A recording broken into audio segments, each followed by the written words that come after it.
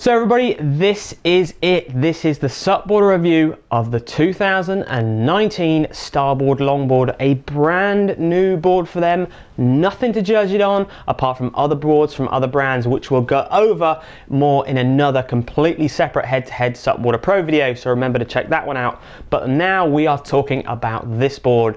This board in particular, this is the blue carbon 10 foot by 29 version. It's 123 litres, it's 3.3 inches thick, and it weighs only 8.2 kilograms. Now for a 10 foot long board, that's fairly light, and it comes as standard as a 2+1 fin setup. The retail prices, well, as many of you YouTube comments have been saying in the first look video, they definitely aren't going to be cheap. The full blue carbon version retails at £2,225, but you can also get this board, it's exactly the same shape, but a tiny bit heavier, in the Pine Tech, which retails at £1,599. So before we move on to about what the board's like on the water and our impressions of the Starboard Longboard, let's talk about what's in this board in particular, the blue carbon, because that really is where a lot of the money that Starboard are putting into the boards, into reducing their carbon footprint, reducing the carbon footprint of each board is a huge amount of money and time going into these boards. And I've really got to go over a few things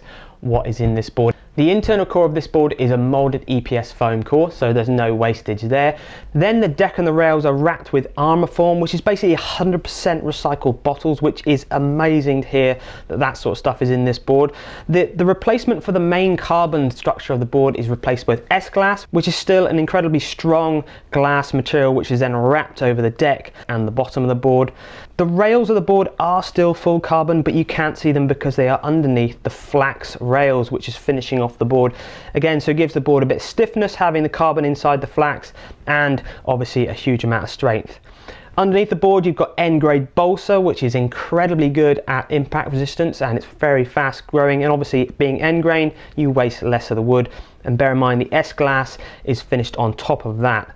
And even the blue pigment that's on the board is a water-based pigment, so the board is incredibly good for the environment. And there's a really good quote I've got to read from the Starboard catalogue, because it really is quite an impressive figure. So perhaps one could say that each starboard offered in blue carbon technology captures more than 10 times the amount of carbon than it emits. So I think that's actually worth a big thumbs up and a bit of praise, and really that's why some of the starboard boards do cost the amount they do. Now Starboard are way more involved with planting mangrove trees and all sorts of stuff, bioresins and stuff, than I really can go on in this video. But if you're really interested in that, do have a look on the Starboard website, because it is very genuinely interesting stuff to have a read about. So what I'm going to talk about now is the shape and the design of the board, and then we are going to go flat out into how the board performs on the water for us. So outline shape, it's got the classic longboard styling, fairly parallel on the midsection and the outline, up to a nice big round nose, back towards the tail, pulling in nicely to a diamond tail at the back there. Top of the board, deck pad is really nice and flat, which is great for walking around and using longboard skills. We'll go over that in a bit. The top of the board is finished off with a recycled deck pad again, really grippy EVA deck pad. Central carry handle, super easy to carry, recessed, very comfy, and the board being 8.2 kilos doesn't really weigh very much, so you can carry it a fairly long distance, and it's a 10 foot board.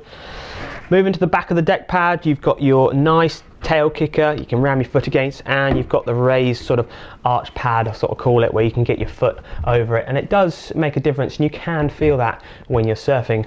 Up at the front of the board, obviously there is no grip on the front area, so you are going to have to wax this, especially if you want to be walking up to the nose and doing some nose riding, and which is why this board is waxed here, because we have obviously used it.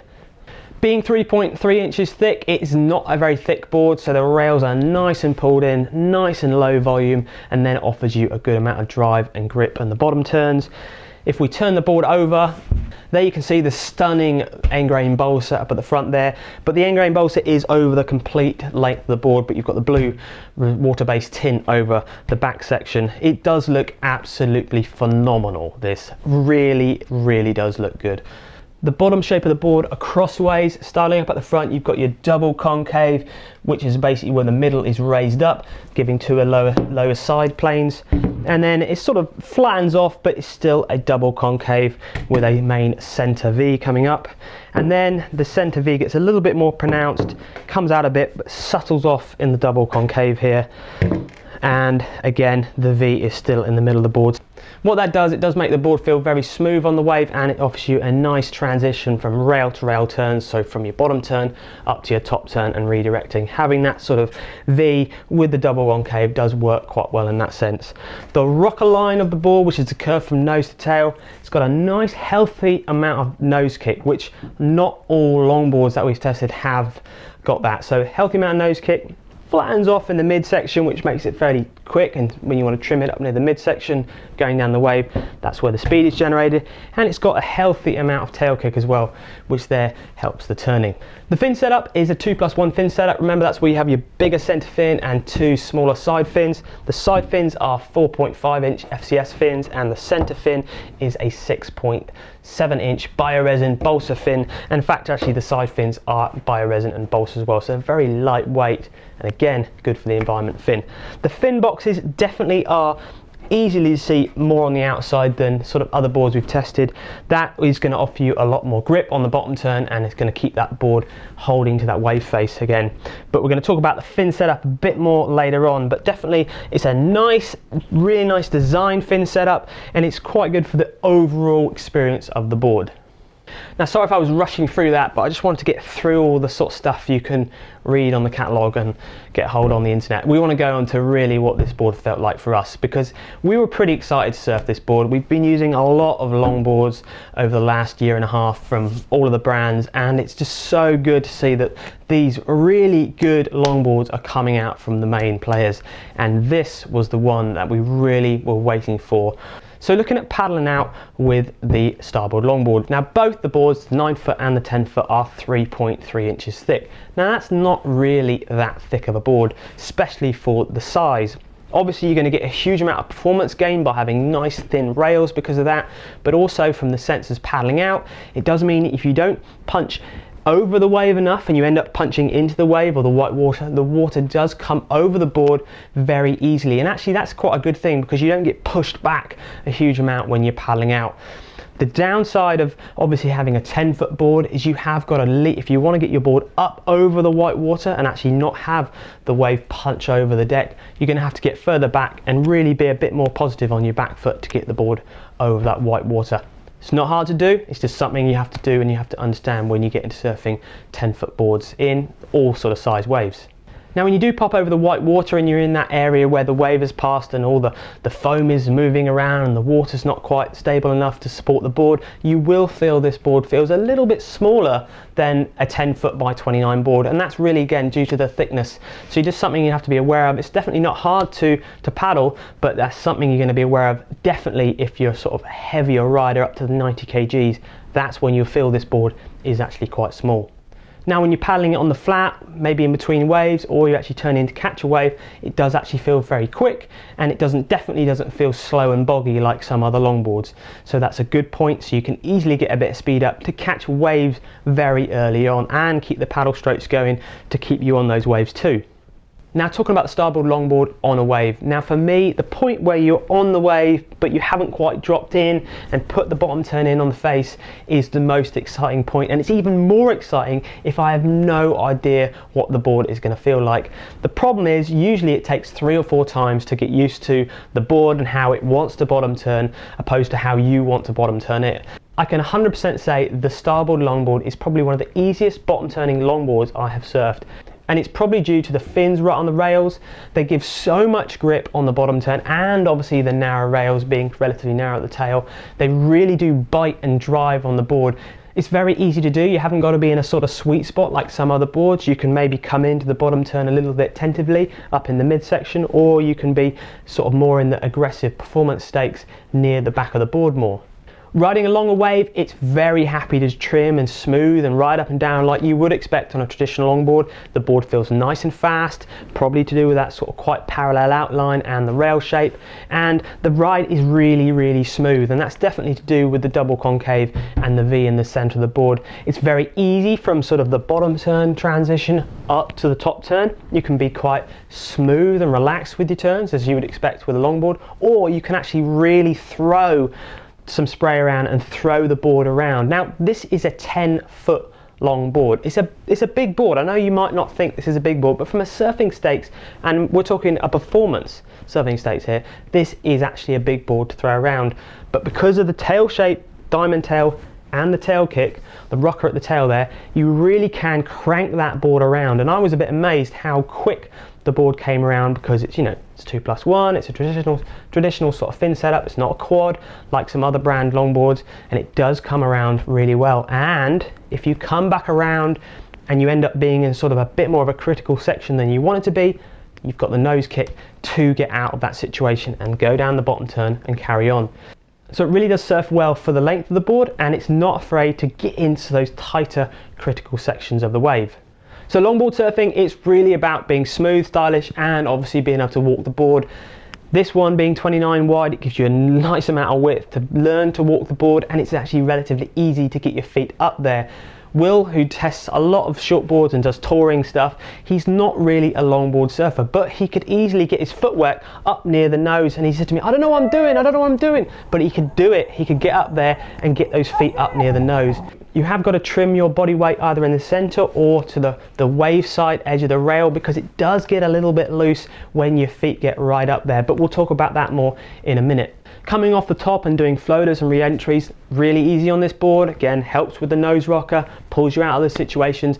Didn't nosedive once when surfing this for 2 days. Now generally with longboards, you will be having the nosedives either by taking off late or when you're coming off the re-entries and not being in the right position. This board really does flatter your surfing in that sense, and that nose rocker really does help that. So we've had quite a few testers on this. I've had myself, Will's been using it, Lucy's been using it, and we had Dave, our tester, who's definitely more of a longboard. He's come from the longboard background surfing, and he's definitely a longboard SUP surfer. He actually reckoned it's probably one of the best production longboards that he's surfed. Now that actually says quite a lot, considering he just uses custom boards all the time.